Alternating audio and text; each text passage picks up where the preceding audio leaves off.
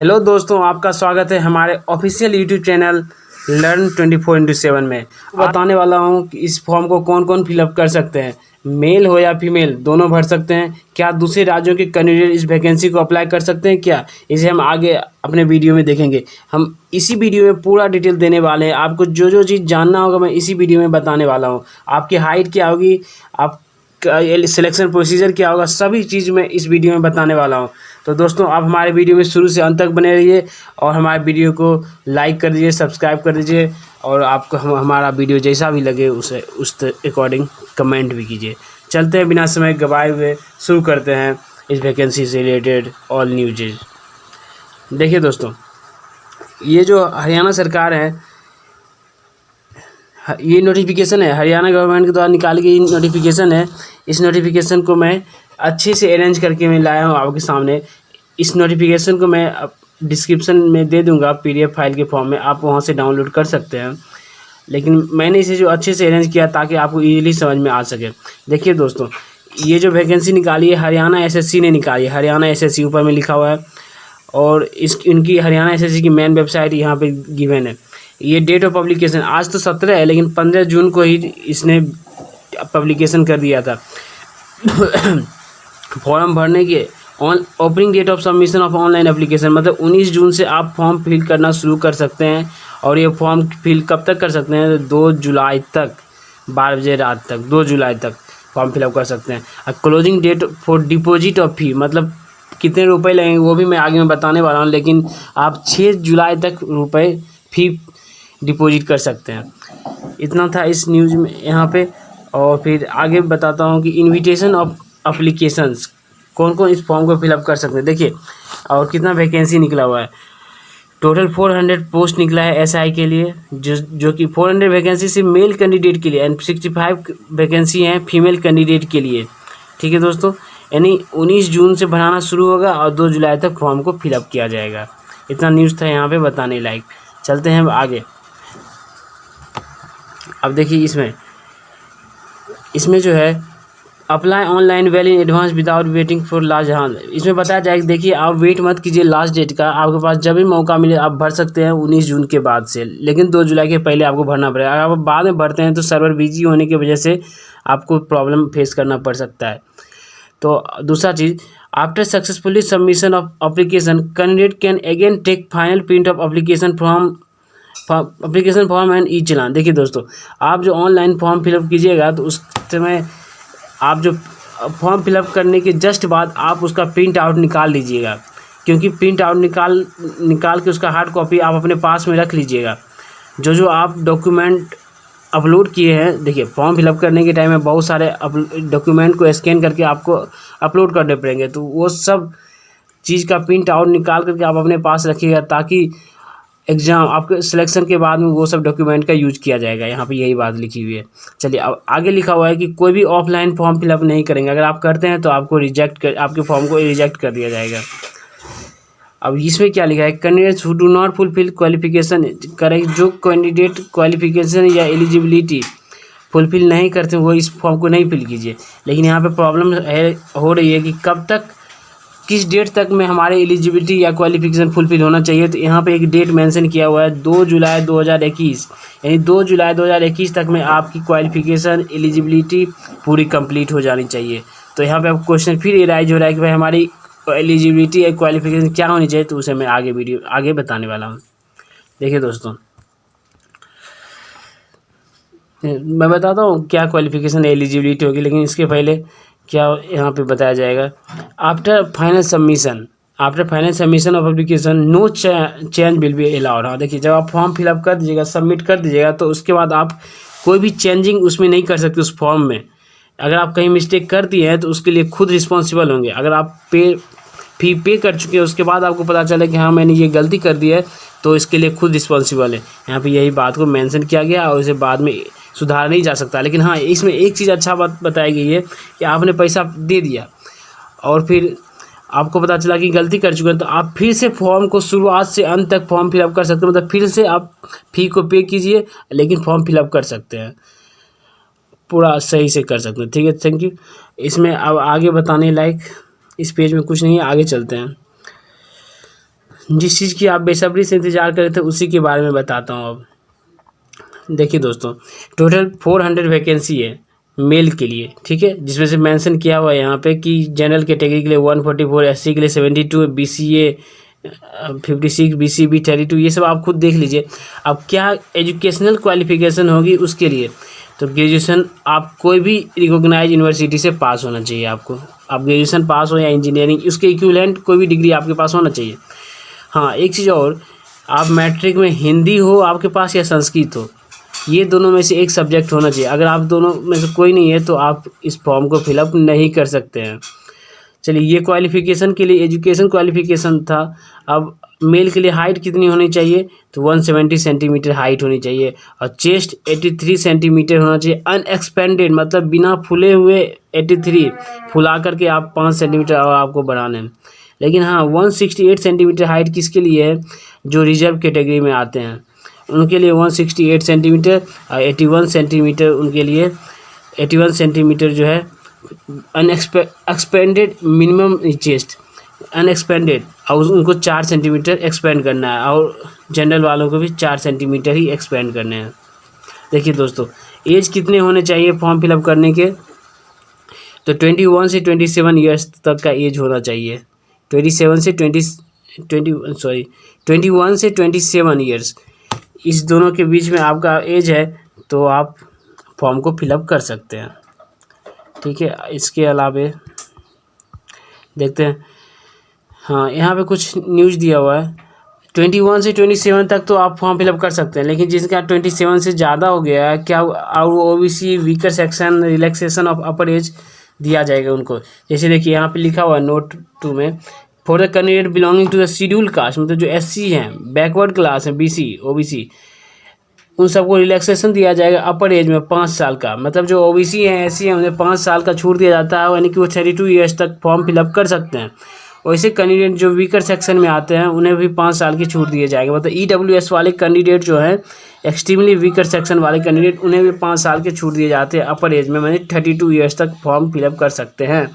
और सबसे best news जिसका बेसब्री से आप इंतज़ार कर रहे थे, सैलरी दोस्तों लेवल 6 की जॉब है एंड 35,400 से लेकर के 1,12,400 तक की सैलरी है, यानी आप लखपति जल्दी ही बनने वाले हैं। इसलिए आप तैयारी में जुट जाइए, मन से तैयारी कीजिए और इस बार सिलेक्शन लेकर के आप लखपति आराम से बन सकते हैं। ये 35,400 का मतलब हुआ आपकी सैलरी, स्टार्टिंग सैलरी 42,000 के अप्रॉक्स होगी, यानी कि ये 4200 ग्रेड पे वाली सैलरी है, 4200, ठीक है दोस्तों। लेवल 6 वाली जॉब है। देखिए दोस्तों, यहाँ पे फीमेल के लिए कितनी वैकेंसियाँ हैं, अब इसके बारे में बात करते हैं। ये सब बातें तो मेल के लिए थी, अब फीमेल के बारे में। फीमेल के लिए टोटल 65 पोस्ट हैं, ठीक है दोस्तों। आगे चलते हैं, फीमेल के लिए 65 पोस्ट है, तो उसके लिए भी तो कुछ क्वालिफिकेशंस होंगे ना। तो जैसे जनरल के लिए यहाँ पे दिया है 24 वैकेंसी एंड SC ST ऐसे करके डिस्ट्रीब्यूट है, आप इसे देखिए। जो भी फीमेल कैटेगरी है उनको भी ग्रेजुएशन चाहिए कोई भी रिकॉग्नाइज यूनिवर्सिटी से, या उसी के इक्विवेलेंट डिग्री चाहिए। और उसके साथ भी यही एप्लीकेबल है कि वो मैट्रिक में हिंदी और संस्कृत दोनों में से एक सब्जेक्ट कम से कम होना चाहिए। अगर दोनों है तो बल्ले बल्ले है, लेकिन एक सब्जेक्ट जरूर होने चाहिए। फीमेल की हाइट मिनिमम 158 सेंटीमीटर होना चाहिए जनरल कैटेगरी में जो हैं, और जो जनरल जिससे रिलैक्सेशन दिया जाता है, जो रिजर्व कैटेगरी में आते हैं, उन्हें 156 सेंटीमीटर। दोस्तों, अगर आप दूसरे स्टेट से हैं तो आप जनरल कैटेगरी में ट्रीट किए जाएंगे, इसलिए आपकी हाइट 158 सेंटीमीटर होना चाहिए। अब उसकी एज कितनी होनी चाहिए, एज के बारे में हम सब डिस्कस करते हैं। एज जो होना चाहिए उसकी भी 21 से 27 ईयर्स एज होनी चाहिए 1 जून 2021 तक में। आपकी एज 21 से 27 ईयर्स के बीच में होना चाहिए। रिलैक्सेशन का सेम प्रोसीजर है कि अगर आप ओबीसी हैं, SC ST है तो 5 साल का छूट मिलेगा। अगर EWS है तब पर भी आपको 5 साल के छूट दिए जाएंगे। तो यानी कि मेल और फीमेल की दोनों की एजुकेशनल क्वालिफिकेशन मैंने बता दिया है। अब चलते हैं criteria for selection, examination and syllabus. मतलब आपका सिलेक्शन प्रोसीजर क्या होगा, कौन सा सिलेबस होगा, उसके बारे में, कैसे एग्ज़ाम लिया जाएगा, उसके बारे में हम सब देखते हैं। देखिए 100% मतलब 100 मार्क्स के एग्ज़ाम तो होंगे ही, लेकिन वो अच्छे से कैटेगराइज किया है। इस बार हरियाणा सरकार अलग अलग डिस्ट्रीब्यूट किया है, देख करके आप भी थोड़ा कन्फ्यूज हो पाएंगे, लेकिन अच्छे से समझने की कोशिश कीजिएगा। देखिए यहाँ लिखा है नॉलेज टेस्ट 80% वेटेज, मतलब आपका नॉलेज टेस्ट तो होगा लेकिन वो 80% स्कोर देगा। यहाँ पे लिखा हुआ है all candidate should have undergo a knowledge test of 80 marks, 80 marks के एग्जाम होंगे, वो भी ऑब्जेक्टिव टाइप होंगे और मल्टीपल चॉइस क्वेश्चन, मतलब ऑब्जेक्टिव टाइप होंगे। हर क्वेश्चन मतलब 80 मार्क्स के क्वेश्चन होंगे, लेकिन नंबर ऑफ क्वेश्चन 100 होंगे और ईच क्वेश्चन 0.80 मार्क्स के होंगे। प्रत्येक क्वेश्चन 0.80 मार्क्स के होंगे और टोटल 100 हो गए। तो भाई टाइम कितना दिया जाएगा? टाइम 1.5 घंटा का मिलेगा आपको और question paper English and Hindi दोनों में होंगे। चलिए दोस्तों, अब हम पढ़ते हैं सिलेबस के बारे में, मतलब ये सब तो एग्ज़ाम होगा, तो एग्ज़ाम में किस किस कौन कौन से सब्जेक्ट से पूछे जाएंगे उसके बारे में हम सब देखते हैं, यानी कि सिलेबस बारे में। The test paper shall include question paper general studies, general science, current affairs, general reasoning, mental aptitude, numerical ability, agriculture, animal husbandry, other relative fields, trade etc. करा है क्या? यानी कि अगर रफली बोले तो जीके, मैथ, रीजनिंग, इंग्लिश नहीं है दोस्तों, हिंदी भी नहीं है, ध्यान से सुन लीजिए, मैं रिपीट कर रहा हूँ, इंग्लिश और हिंदी नहीं है, जीके है, मैथ है, रीजनिंग है, उसके बाद एग्रीकल्चर से क्वेश्चन पूछे जाएंगे, एनिमल हस्बेंड्री से पूछे जाएंगे और कुछ ट्रेड फील्ड से पूछे जाएंगे। यानी ये सिलेबस रहा हम सबका। ओके दोस्तों, अब देखते हैं आगे क्या है। चलिए दोस्तों, यानी ये 80 मार्क्स का एग्ज़ाम था ना, और अब जो हो गया ना 10 questions, there shall be at least 10 question. एक और सिलेबस दिया हुआ है, इसी में मैंने नहीं बताया, 10 क्वेश्चन कम से कम कंप्यूटर के भी होंगे दोस्तों, कंप्यूटर से भी पूछे जाएंगे। ठीक है, अब चलते हैं। अगर आप ये 80 मार्क्स के एग्ज़ाम क्वालिफाई कर जाते हैं तो इसमें बुलाया जाएगा आपको PST, फिजिकल स्क्रीनिंग टेस्ट के लिए। देखिए दोस्तों, इसमें टोटल 7 टाइम्स कैंडिडेट को बुलाया जाएगा, मतलब जितनी वैकेंसी है, टोटल वैकेंसी 450 है, उसका 7 टाइम्स यानी अप्रॉक्स 3200, यानी अप्रॉक्स 3000 कैंडिडेट को बुलाया जाएगा PT फिजिकल टेस्ट के लिए। फिजिकल टेस्ट मतलब रनिंग के लिए 7 टाइम्स कैंडिडेट को बुलाया जाएगा। देखिए दोस्तों, मेल कैंडिडेट है, उसे थोड़ा सा मैं बताता हूँ मेल कैंडिडेट को कितने फिजिकल देने होंगे। मेल कैंडिडेट को 2.5 किलोमीटर रनिंग करना है 12 मिनट में, एंड फीमेल कैंडिडेट 6 मिनट में 1 किलोमीटर। ओके दोस्तों, एंड जो एक्स सर्विस मैन है, मतलब जो नेवी, एयरफोर्स, आर्मी से रिटायर्ड है, मतलब 15 साल, मतलब एक्स सर्विस मैन है, उन्हें 5 मिनट में 1 किलोमीटर की रनिंग करनी है। तो फिजिकल ज़्यादा टफ नहीं है दोस्तों, अगर आप अच्छे से तैयारी करते हैं 2 मंथ में आपकी रनिंग कंप्लीट हो सकती है, आप इसे गेन कर सकते हैं। और इसमें बताने लायक तो कुछ नहीं है, चलते हैं आगे। देखिए यहाँ पे दिया एडिशनल क्वालिफिकेशन 10% वेटेज। देखिए दोस्तों, मैंने उसमें बताया था 80 मार्क्स का ना, अब 10 मार्क्स और टोटल 100 मार्क्स के एग्जाम होने वाले, लेकिन 80 मार्क्स से ऑब्जेक्टिव टाइप के क्वेश्चन पूछे जाएंगे, जिसका सिलेबस मैंने बता दिया। अब 10 मार्क्स किस पे डिपेंड करेंगे तो उसके बारे में बताने वाला हूँ, इसे आप ध्यान से सुनिएगा, इसमें बहुत बेनिफिट होने वाले। देखिए दोस्तों, कह रहा है कि जिसके पास NCC सर्टिफिकेट है, NCC सर्टिफिकेट में 3 टाइप के सर्टिफिकेट होते हैं, A level, B level, C level. जिसके पास A लेवल के सर्टिफिकेट है उससे 1 मार्क्स दिए जाएंगे, जिसके पास B लेवल का सर्टिफिकेट से 2 मार्क्स दिए जाएंगे, और जिसके पास C लेवल के सर्टिफिकेट से 3 मार्क्स दिए जाएंगे। ये ऑटोमेटिक मिल जाएगा। जब आप ऑनलाइन एप्लीकेशन फॉर्म फिलअप कीजिएगा तो उस टाइम आप अपने डॉक्यूमेंट को अपलोड कीजिएगा। तो अगर आपके पास NCC सर्टिफिकेट है तो उस टाइम आप अपलोड कीजिएगा, तो वहाँ पे आपके डॉक्यूमेंट को स्क्रूटिनाइज करेंगे और उसके अकॉर्डिंग आपको मार्क्स दिए जाएंगे। अगर आपके पास A सर्टिफिकेट है तो you will get 1 marks, and if you have B level certificate so you will get second 2 marks, and you have C level certificate so you will get 3 marks. Okay दोस्तों, यानी कि यहाँ पे 3 marks mention किया हुआ, 3 marks इस category से आपको दिए जाएंगे। चलते हैं, अब देखिए टोटल 7 मार्क्स यहाँ पे कुछ अलग कैटेगरी से डिस्ट्रीब्यूट किया जा रहा है। यहाँ पे ध्यान दीजिए दोस्तों, force sub inspector educational maximum 7 marks. देखिए 4 मार्क्स जो दिए जाएंगे हायर एजुकेशन, यहाँ पे भी बेनिफिट है। जिस कैंडिडेट के पास हायर डिग्री है, जैसे ग्रेजुएशन तो मिनिमम चाहिए ही चाहिए। अगर कोई कैंडिडेट है जो कि किया है ग्रेजुएशन लॉ से किया है, कंप्यूटर इंजीनियरिंग से किया है, या फोरेंसिक मेडिसिन से किया है, फोरेंसिक साइंस से किया है, पुलिस साइंस या क्रिमिनोलॉजी से अगर आप डिग्री पास किए हैं, ग्रेजुएशन कंप्लीट किए हैं, तो आपको फोकट में 4 मार्क्स मिल जाएंगे। ठीक है दोस्तों, आगे चलते हैं। अब 3 मार्क्स किस पे डिपेंड करते हैं? 3 marks for a post graduate degree in any of the aforementioned streams करें कि आप सिर्फ ग्रेजुएशन पास हैं इस सब सब्जेक्ट से तो आपके मिलते हैं 4 मार्क्स, लेकिन अगर आप पीजी पास हैं मतलब पोस्ट ग्रेजुएट इन सब सब्जेक्ट से तो एक्स्ट्रा में आपको 3 मार्क्स दिए जाते हैं। सोच लीजिए, यहाँ पे डिग्री लेने का भी फ़ायदा पहली बार दिख रहा है। चलते हैं अब आगे, यानी कि 10 मार्क्स मैंने डिस्ट्रीब्यूट कर दिया। अब अगले 10 मार्क्स यानी टोटल 90 मार्क्स हो चुके हैं। 10 मार्क्स और किस बेसिस पे आपको दिए जाएंगे, देखिए 5 मार्क्स आपको दिए जाएंगे कि अगर आप उस फैमिली से बिलोंग करते हैं जिनके फैमिली में आज तक किसी ने ना ही गवर्नमेंट स्टेट गवर्नमेंट जॉब किया ना ही सेंट्रल गवर्नमेंट जॉब किया है, तो आपको पक्का 5 मार्क्स मिल जाएंगे। यानी कि अगर आपके घर में कोई भी सरकारी नौकरी वाला नहीं है तो आपको 5 मार्क्स मिलेंगे। दूसरा, अगर दूसरे में 5 मार्क्स कैसे मिलेंगे, अगर आप फीमेल के लिए हैं कि अगर आप विधवा हैं तो आपको 5 मार्क्स ऐसे दे दिए जाएंगे। अगर मेल या फीमेल कैटेगरी में कैंडिडेट जिनके पिता का एज 42 साल से पहले पिता एक्सपायर कर गए हैं, डेथ हो गई है उनके पिता की, तो उनको भी 5 मार्क्स दिए जाएंगे। वैसे कैंडिडेट जो कि वैसी फैमिली जिनके सिर्फ 2 बच्चे हैं और उस 2 बच्चे के अंदर आप आते हो, पहला बच्चा हो आप ये दूसरे बच्चे हो, तब पर भी आपको 5 मार्क्स दिए जाएंगे। तो हरियाणा गवर्नमेंट बहुत सोच समझ के ये वैकेंसी निकाली है, इससे हरियाणा गवर्नमेंट पे भी बहुत ज़्यादा फायदा होने वाला है। चलते हैं आगे दोस्तों।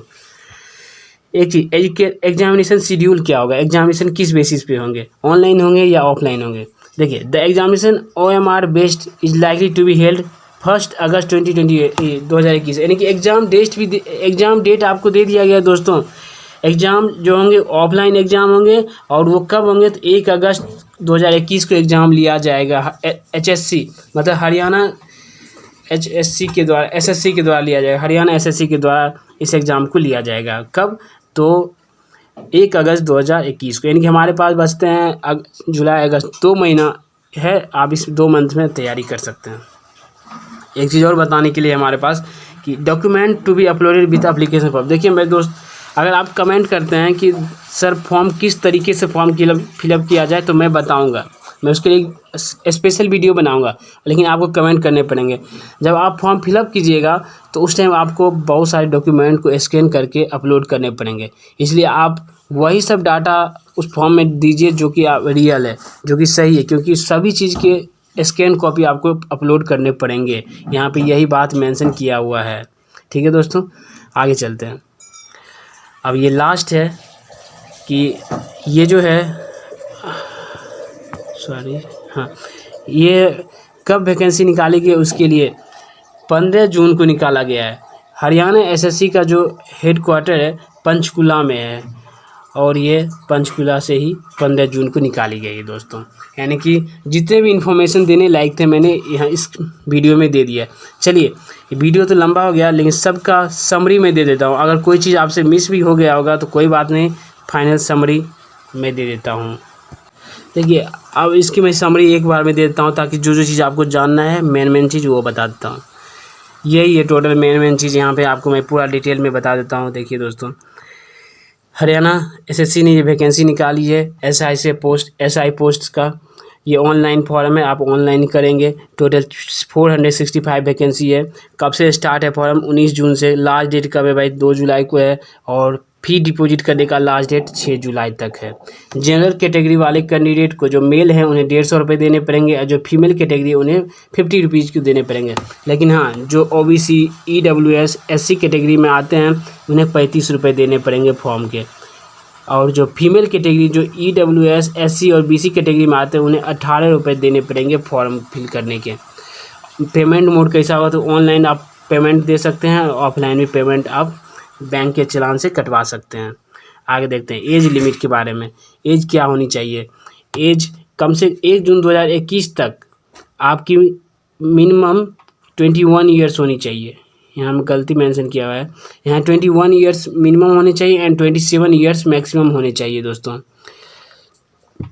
और एलिजिबिलिटी और फिर रिलैक्सेशन तो मिलेगा ही, EWS SC ST OBC को 5 साल के रिलैक्सेशन मिलेंगे।